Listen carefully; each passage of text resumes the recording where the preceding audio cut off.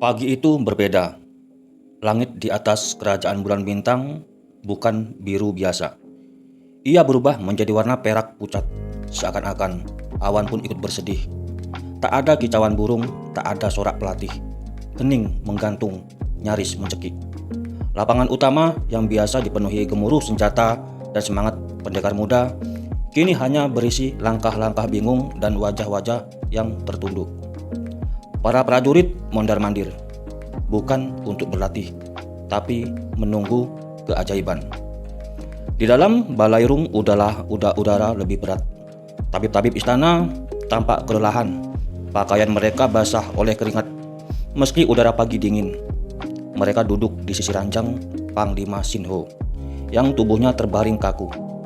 Nafasnya satu-satu, seperti sedang ditarik dari balik batas kehidupan. Mereka telah menyalurkan hawa murni, mencoba memadamkan racun hitam yang perlahan menyatu dengan darah sang Panglima.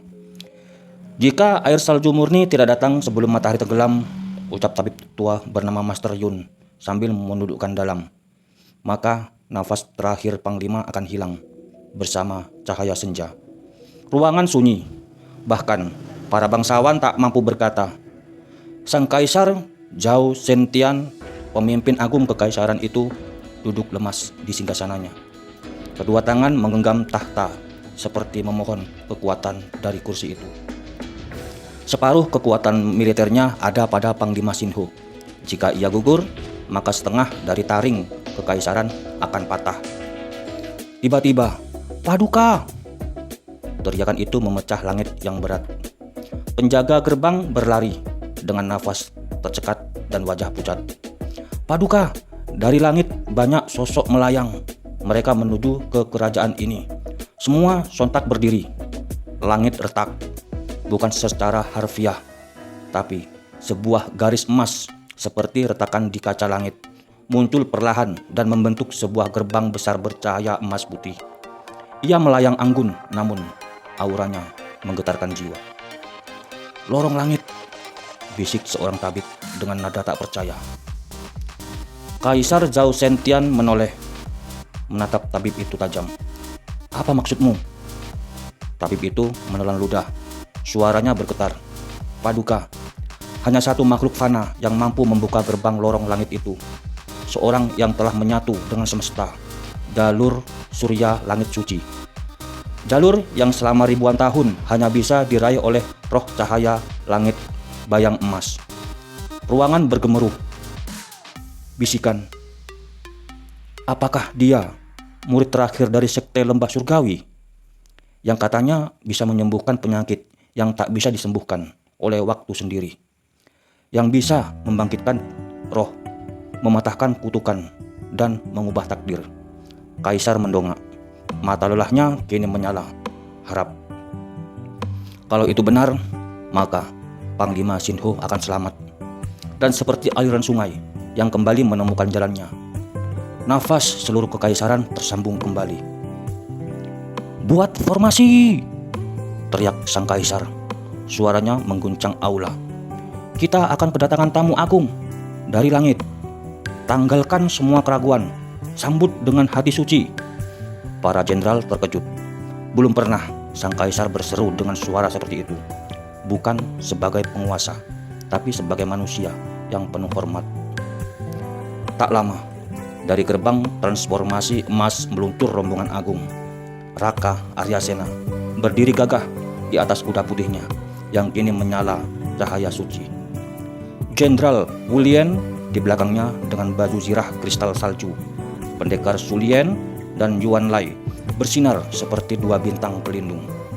Para pendekar cahaya langit berjumlah 10 mengapit barisan. Rombongan sekte kapak hitam, bahkan mereka pun berbaris rapi, wajah tunduk memancarkan hormat. Gerbang kekaisaran terbuka lebar, tanpa perintah, tanpa aba-aba. Semua prajurit berlutut. "Sembah hormat kami kepada cahaya langit yang turun ke dunia." Langit pun seperti bergetar, dan bunga-bunga liar mekar tanpa sebab. Di halaman kerajaan, aroma cahaya menyelimuti seluruh tempat. Kaisar Zhao sendiri berjalan keluar dari Balairung, meninggalkan singgasananya untuk pertama kali dalam 10 tahun. Hanya untuk menyambut sang tabib misterius. Ia menunduk. "Selamat datang, penyatu cahaya dan alam.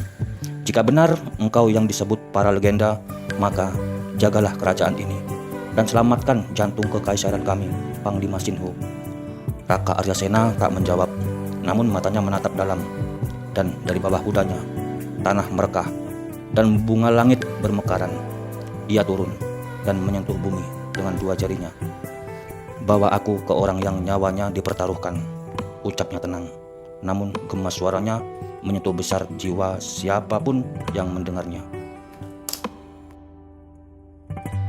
Sang tabib istana pun mengantarkan Raka Aryasena. Setelah perjalanan panjang dan penuh gejolak, Raka Aryasena, sang tabib misterius, akhirnya berada di dalam ruang pengobatan utama Kekaisaran Bulan Bintang. Ruang itu sepi. Aroma dupa tipis menggantung di udara, seolah menenangkan roh yang gelisah di sana. Di atas ranjang suci berukir naga perak terbaring Panglima Sinhu, tokoh agung penjaga gerbang kekaisaran. Namun kini hanya tinggal kulit yang melekat pada tulang.